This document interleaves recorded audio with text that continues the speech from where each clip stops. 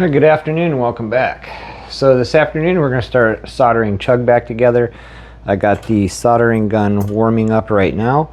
Before we start soldering that together though, I'm going to go ahead and talk about the pickups, because the last time we left off I was going to use the buckethead style 500T bridge, which is a ceramic magnet pickup, and I was going to use 490R I think as the neck pickup, just because I had it and I wasn't thinking about the magnets. And you can run, there's no rules saying you can't run ceramics with Alnicos or whatever, but I like a balance and I try to balance things out. And a subscriber pointed out, hey, you got a ceramic and an Alnico, you should probably get a ceramic or vice versa. So went and looked, I found a 496R ceramic, and you know how I like to support small business. On this one it said thank you for supporting my small business, and then we got a couple stickers on it. So I'm going to put a link in the description down below to this seller's account, so if there's anything on there that you guys like, go ahead and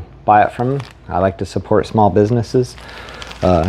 So I did get the 496R pickup, the ceramic one for the neck.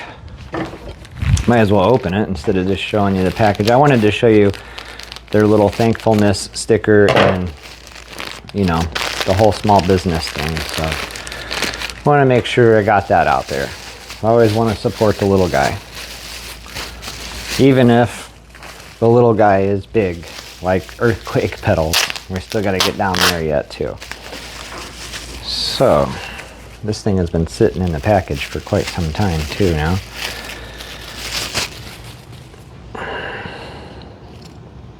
Well, that's nice. They actually gave the screws and springs with it.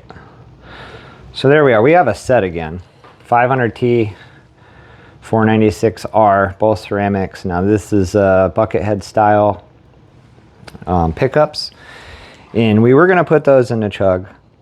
Now the backstory on Chug, this was Owen's from Circle of Tone. If you guys are familiar with his channel, if not, check it out. I'll put the link to that in the description below as well. So he had put this up on eBay for sale, and I had no idea it was his until after I purchased it.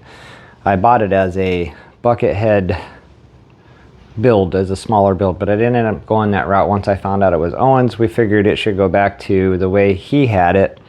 And come to find out, what he had in the guitar was very expensive 1960s T-top PAF pickups, and he likes the Alnico 5 magnets. So instead of taking them out of, because I got the Memphis Historic spec in the 50s gold top there, the standard, I'm going to be getting rid of that here eventually, but I'm going to leave those in there for now. And we decided to go with the Virgil Arlo PAF. You know, these have an Alnico 5 magnet too, and they're also stupid expensive, so it kind of fits the theme.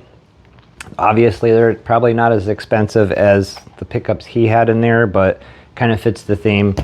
Expensive, too big, or too expensive for the build. So that's what we're going to do. We're going to put the Virgil Arlo 1964 PAFs in it with the Alnico 5 magnets, and I took the pickup ring off of the 500T and transferred them to the Virgil Arlos. So that's what we're going to be putting in this build, is the Virgil Arlos.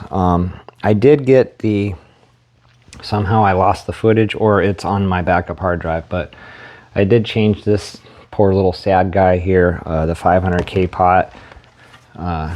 It was this one here. I dropped this before I installed it in the guitar. It couldn't have been this one, you know, with the big solder goober on it, you know. It had to be the one that was nice and clean that broke, but I did get that changed. If I can find that footage, I'll post that up there. I don't have the ground wire soldered down or nothing yet. It's just set in place and adjusted to where it needs to be, so we can get to getting all this stuff in there. The other bummer is I lost my really fine tip, or misplaced it or whatever. So all I have is this big giant round one, which I don't like at all, and then I got this big flat one. So we're gonna see how much of a nightmare this becomes. So the 500T and 496R ceramic pickups, we'll save for another build, because to be honest with you, I have 3 guitars with those in it already. So Dad and I have been trying to do as many builds as we can with different pickups, and I think we got quite the selection going on. We'll go over those one day. And again, we are going to get a sound test on the ones we built, the 50s that I built, Chug, the Silver Burst. I promise you guys, we will get to that. I really don't feel comfortable getting on camera and doing it, but I'll do it. But I want to wait till this gets done. And there's one more thing. We'll get to another video. Gonna check another thing off the list. So till then, let's go ahead and see if this is getting hot enough. Try to melt some solder here. Yep, we're good. So I'll bring you guys down here and I'll show you what I've done so far to prep for soldering this 3-way switch. So initially I was going to use the plastic 4-wire 3-way switch wire that came originally out of my 2005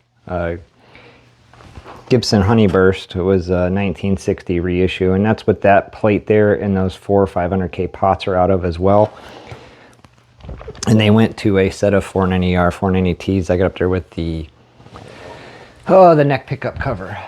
That's what was in the Honeyburst with those pots and stuff. So they're kind of getting separated around. But anyways, back to this. So what I want to explain to you guys here, if you've never done this before, this is how I do it. And I guess I skipped why I'm not using this. The whole reason I'm not using the plastic wires, because I want to use all this vintage pushback wire, because the pickups are vintage pushback wire, and as well as the 1960 reissue. This is just a plastic sleeve that's over it, but that's pushback wire on there. So everything in it is vintage pushback, and I'm putting expensive pickups in it that have the 2-wire. So you see where I'm going here.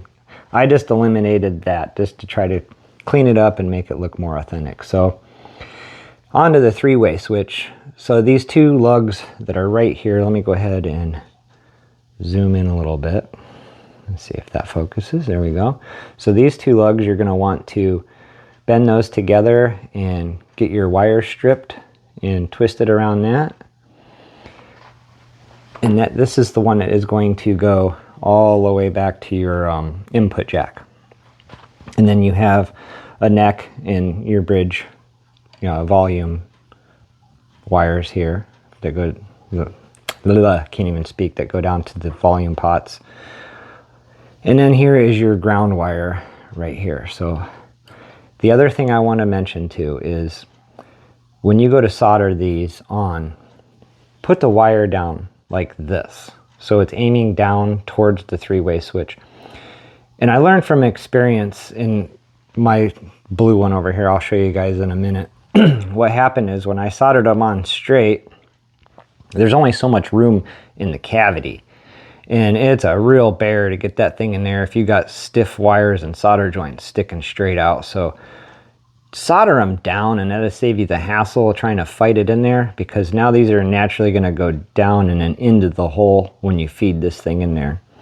The other thing I did too is I took this tubing right here and I cut little chunks of it. It's heat shrink tubing. So after we make these solders here, we'll scooch the tubing up and shrink it. And I also have a little piece right here just to seal where the braided wire meets the cloth wire, where I got it stripped back. That way it keeps it from fraying, makes it nice and clean.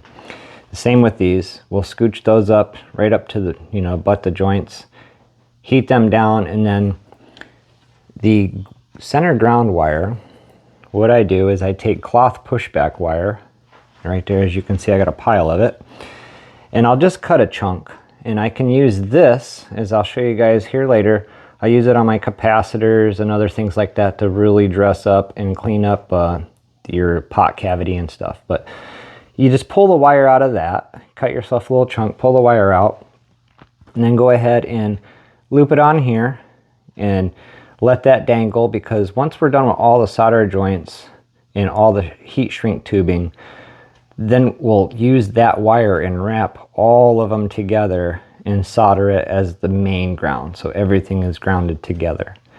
So let's go ahead and get started on that. I gotta get this camera reset here.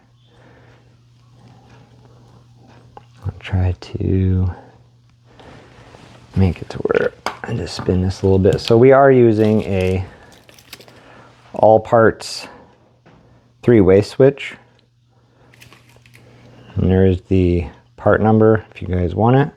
So that is the 3-way toggle that I'm using. All right.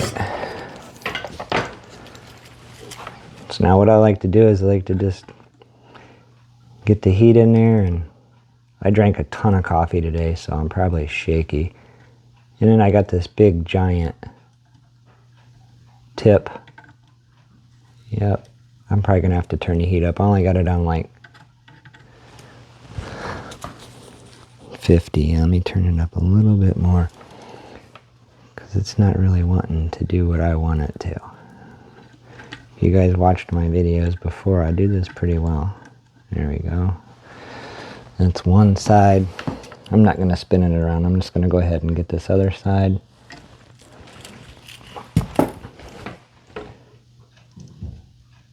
There we go. Then use this little woolly pad thing to clean the tip. I don't know if you guys can see that or not. I got it zoomed in pretty good. Make the tip nice and clean. A lot of guys, they like to what they call tin things, and I've tried it that way, and it's just a pain in the butt. So let's go ahead and spin this back around. If you just make sure that it's soldered good, I've never had an issue with it. So again, we're just gonna get some heat on this thing. If I can stop shaking. I really got to slow down on my coffees. I have a 16-ounce ceramic cup, and I bet you I drink 4 or 5 of them by noon. All right, I'm just not getting in. I hate this tip. Look how freaking big this tip is. I mean, it's massive. I wish I wouldn't have misplaced my little one, because see, it just wants to build up on the tip. I mean, I'll get it. It might be a little bit of a shit show, guys, but hey, that's just the way it goes. We're going to pretend this is professional. I can't really see over there. Okay. I wish I could stop shaking. I got to really slow down on that coffee. Which reminds me, I got one over there. It needs finished up. All right, I think that's good. I'm going to go ahead and hit this center lug too while I'm right here for the main ground. There we go. That's perfect. All right, let me clean the tip off. Sorry for the shaking and these sloppy solder work there, but this tip is just, it's like a giant flathead screwdriver. I got to look around for it, the little skinny tip, and I actually need to order some more because I only have the 3 that it came with. All right, so those are done. So now let's go ahead. I'm going to zoom out just a smidget here. We're going to scooch these up and get them nice and sealed here. Some heat.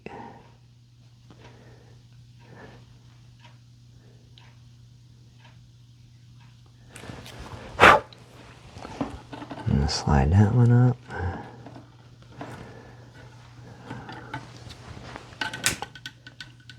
I don't know what this really helps a whole lot, because once it's in there, but you know what? I like the fact that how clean and stuff it makes, the little joints and everything. I got one more here to burn.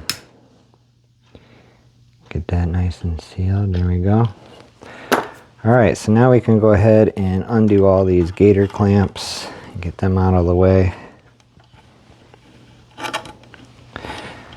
Now we want to take all of our wires, and then this one you just kind of lay it down. You don't have to worry about this touching the center lug because it's ground. And you want to get all of these together and then take your wire and bring it around. And this is just a piece of this cloth pushback wire. So now you got all those nicely fitted there. Let's go ahead and move. Let me see if I can grab something else here. This is kind of in my, maybe I just use it for balance, because I want this to come down a little bit more yet.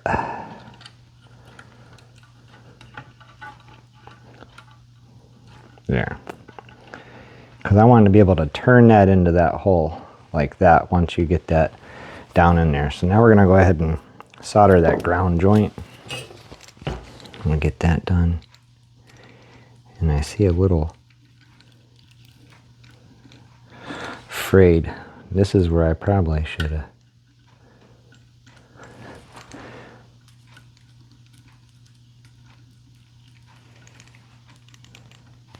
I'm losing it. I just have to hold it by my hand here.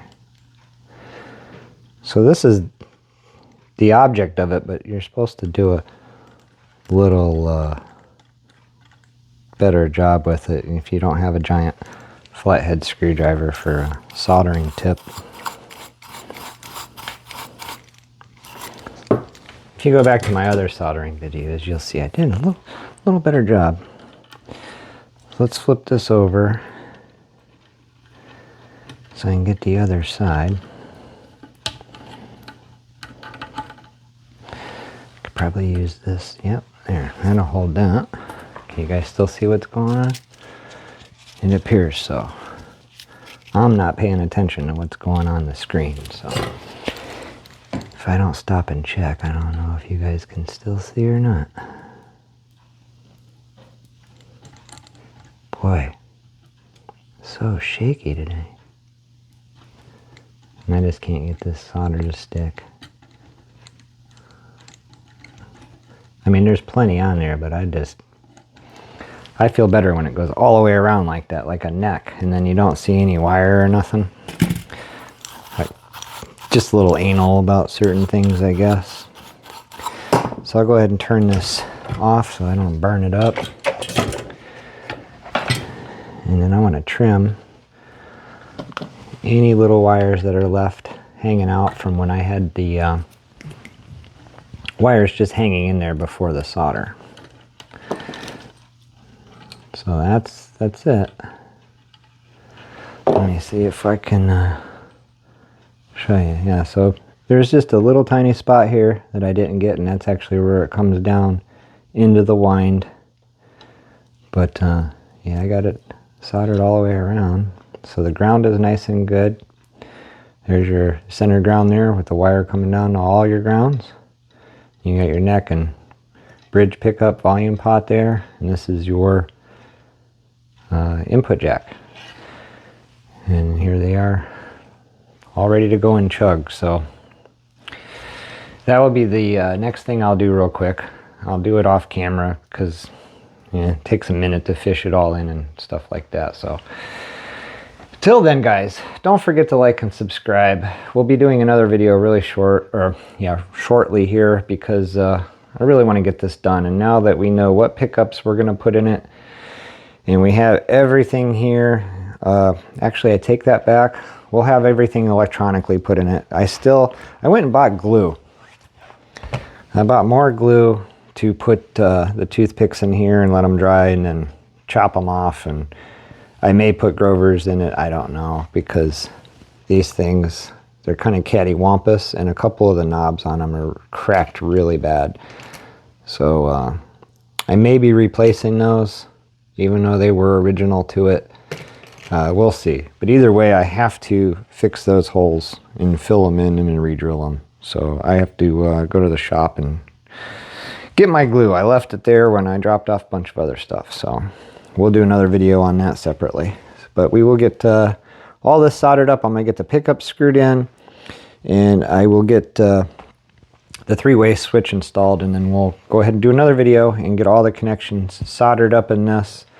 And then the final video of anything building wise should be doing the tuners on that and getting it strung up, and then hopefully we'll be able to get a sound test of your guys' build, my other build there, Chug, and got another surprise coming here for you, so stay tuned.